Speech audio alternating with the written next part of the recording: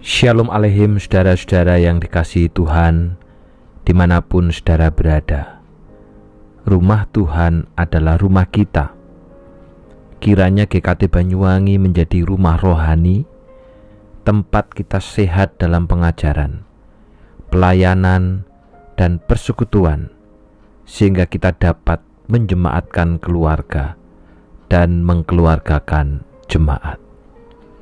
Amsal 22 ayat pertama sampai dengan yang ke-6.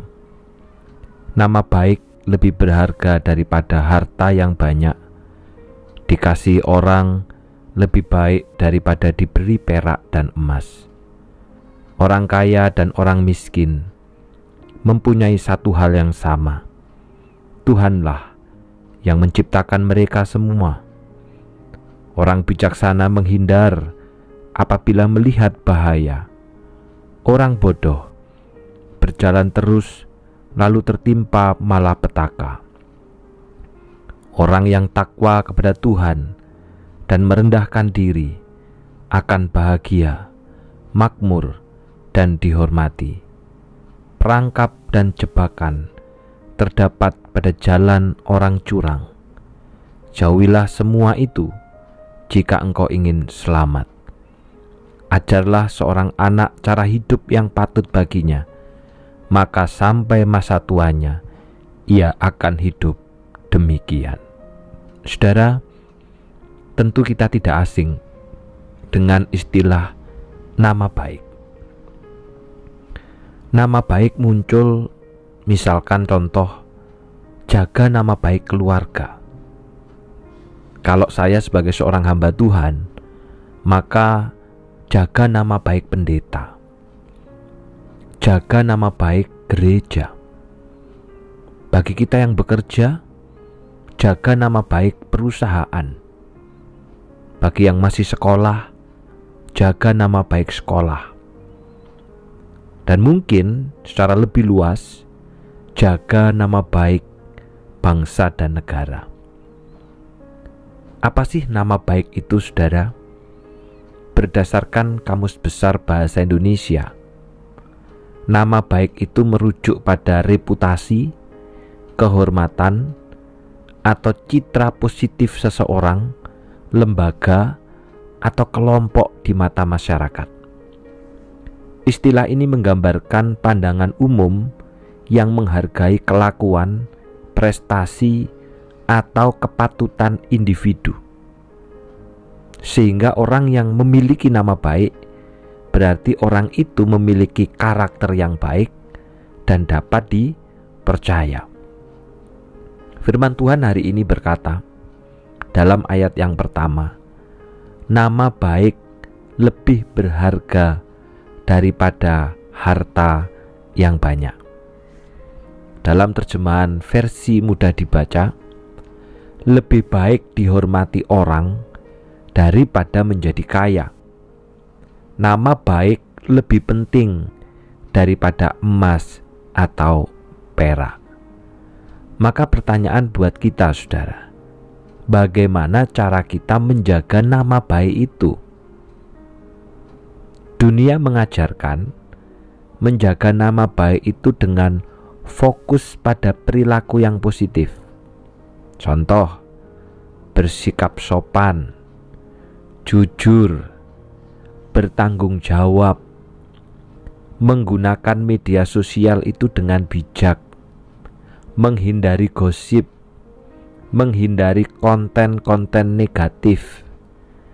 Dalam hidup, membangun prestasi, menjaga hubungan yang baik dengan orang lain, dengan keluarga, serta memenuhi kewajiban dimanapun kita berada atau sedang mengerjakan apa. Karena tindakan yang kita lakukan itu mencerminkan karakter dan akan mengangkat citra diri, keluarga, maupun institusi yang kita wakili. Saudara, baik enggak? Baik. Semua yang dikatakan itu enggak ada yang salah. Bahwa kita harus bersikap sopan, jujur, bertanggung jawab, itu benar. Tetapi pertanyaannya begini, saudara. Di dalam dunia yang sudah jatuh dalam dosa ini, mungkinkah kita dapat melakukan semua hal di atas itu dengan sempurna? Semua hal di atas tidak ada yang salah, saudara. Tetapi Bapak Ibu, itu dibangun dengan pusat manusia yang sudah rusak, di tengah dunia yang juga sudah rusak. Dalam titik tertentu mungkin kita bisa berperilaku yang baik, tetapi dalam titik tertentu bisa jadi kita jatuh. Nah, oleh karena itu saudara, maka bagaimana menjaga nama baik itu? Firman Tuhan hari ini berkata di dalam ayat yang keempat demikian. Orang yang takwa kepada Tuhan dan merendahkan diri akan bahagia, makmur, dan dihormati.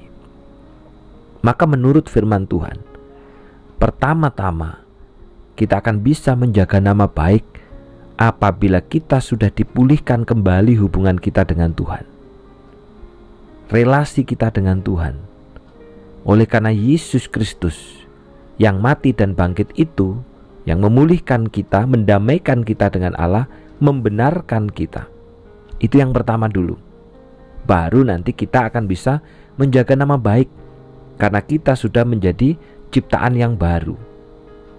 Dan yang kedua saudara, kita bisa menjaga nama baik apabila kita sudah taat kepada setiap hukum Allah. Karena ketika kita hidup, berkata, berbuat berdasarkan hukum Allah, maka otomatis yang kita lakukan adalah kebenaran dan kekudusan. Karakter Allah yang kita lakukan dalam hidup kita. Sebaliknya saudara, apabila kita tidak memulai dari ketaatan kepada Allah, mungkin yang kita lakukan baik, tapi kebaikannya berasal dari dosa. Misalkan kita tahu keluarga kita melakukan dosa, tapi kita harus menjaga nama baik, padahal sudah ada dosa di situ. Yang kita lakukan nampak baik, tetapi kebaikan itu bukan dari Allah, tapi dari dosa. Oleh karena itu saudara, mari kita membangun citra diri sebagai umat yang hidup menurut hukum-hukum Allah. Ajari anak-anak kita juga untuk hidup menurut hukum Allah. Dan dari situlah nama baik yang sejati itu akan terpancar. Kadangkala dalam hidup itu kita bingung mempersiapkan jalan bagi masa depan anak kita. Sementara jalan yang sejati itu adalah Yesus Kristus sendiri. Tak kalah berkata, Akulah jalan dan kebenaran dan hidup. Yesus sendiri adalah jalan. Tapi dalam hidup kita sibuk mempersiapkan jalan yang lain kepada anak kita. Seharusnya yang kita persiapkan bukan jalannya, tetapi adalah anaknya yang kita didik, yang kita ajar menurut hukum-hukum Allah. Dan Yesus Kristus sendiri yang akan menunjukkan jalan itu, jalan masa depan itu kepada anak-anak kita. Mari kita menjaga nama baik yang dimulai dari relasi dengan Allah dan ketaatan kita kepada Allah. Mari kita berdoa. Syukur kami naikkan kepadamu. Kami diingatkan kembali Tuhan bahwa nama baik itu bisa kami jaga ketika kami sudah dipulihkan kembali relasi dengan Engkau dan kami hidup menurut ketaatan terhadap hukum-Mu. Mampukan seluruh umat yang mendengar untuk hidup menurut hukum Allah. Demikian juga kami mengingat hari ini ulang tahun ke-33 GKT Citra Raya Surabaya. Tuhan kiranya menolong Bapak Emil John Suot sebagai Gembala Sidang bersama dengan seluruh penatua. Berkati segala program yang dirancang di tahun 2026 ini. Engkau pakai Tuhan GKT Citra Raya sebagai rumah pertumbuhan rohani, sebagai rumah saling menguatkan, saling menumbuhkan satu dengan yang lain. Terima kasih Bapa, dalam nama Tuhan Yesus kami sudah berdoa. Amin. Tuhan memberkati.